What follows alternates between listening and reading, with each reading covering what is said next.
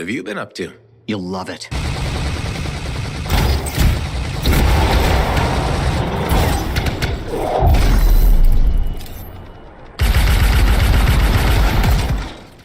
So, I was able to take the opportunity to play the open Anthem beta this weekend, and I'm going to share my impressions in this video, and of course, I'm going to relate all of this to my hopes for Beyond Good and Evil 2.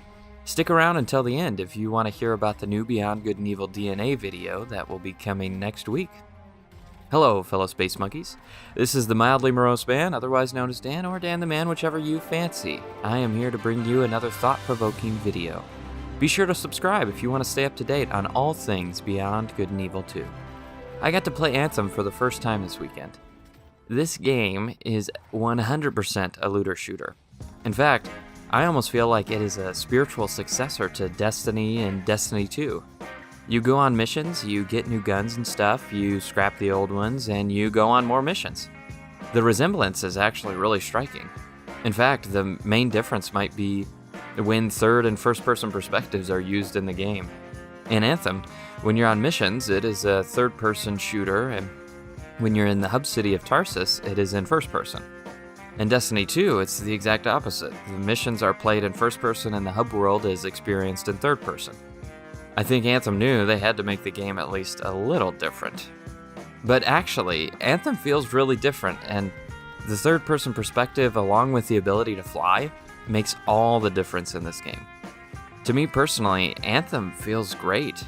Going back to Destiny 2 felt pretty slow, and I'm still not sure why Destiny 2 follows that old trend of waiting until later in the game to give you a vehicle in order to get around the world faster.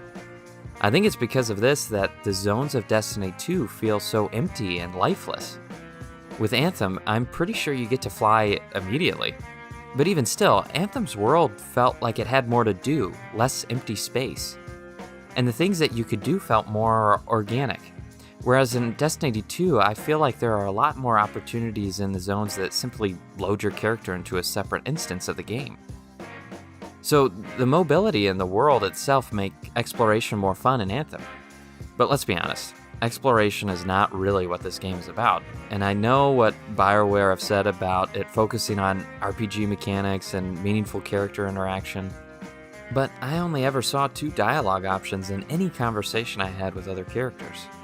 We will have to wait and see to be sure, but I can only imagine shallow interactions with NPCs with the way that they have set up dialogue in the game. But again, the game is really not about that. This is a looter shooter. It's about the missions and the grind to get better gear. And I wasn't able to experience too much of that grind. I only played the game for a few hours. But I enjoyed my time with Anthem. It was fun playing the balanced Ranger Javelin. He had some cool abilities, but seems to be the most bland in terms of his toolset. He had guns and grenades. Later in the beta, I was able to unlock the Storm Javelin. It was already cool to be able to fly around and be super mobile on missions. But this guy's elemental abilities are awesome. He's got lightning, he's got fire, he's got wind shields, and I think he can even throw earth abilities around. I've got to think that the Storm Javelin is going to be the major damage dealer out of the group. I mean, check out this lightning bolt. One more interesting difference between Anthem and Destiny 2 is that it looks like all character progression is tied to gear in Anthem. In Destiny 2, as you leveled up, you were able to spend points on certain abilities that stayed with you over the long haul. I tend to think that would give players a more concrete sense of progression, but in Anthem, all abilities and things like lightning and fire abilities are just items that you equip to your javelin. So this means that those abilities will then fall into the gameplay loop of gaining loot and scrapping loot. I'm not so sure how this is going to feel long term. Time will tell. But how does all this relate to Beyond Good and Evil 2? Well, first off, BGE2 will not be a looter shooter. You do not have to worry about that. And I'm glad it won't be. That would be nothing like the first game, and to be honest, a game in the looter shooter genre has yet to really grab me, even though I just really enjoyed my time with Anthem.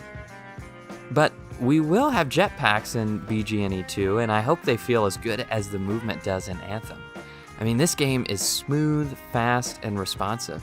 I hope that Beyond Good and Evil 2 gameplay will feel just as polished.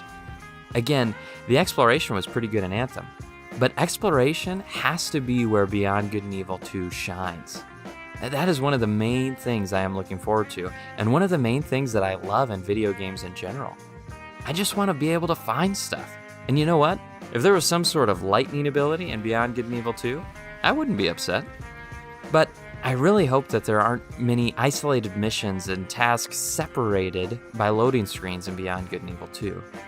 That's the bread and butter of these looter shooters, but the world needs to be open and seamless, like they have already shown in the demos for Beyond Good and Evil 2. And that does not mean that there couldn't be instance-based content, but I've made a video about that elsewhere. If you want to check it out, click the I in the top right corner. And one last thing. Beyond Good and Evil 2 has to have better character interaction than Anthem does. We need more than just 2 dialogue options for interactions with NPCs. I mean, we've got to care about these characters' lives in Beyond Good and Evil 2. It's going to be a world of slavery and oppression and injustice. So Ubisoft needs to take the time to make this element of the game work great.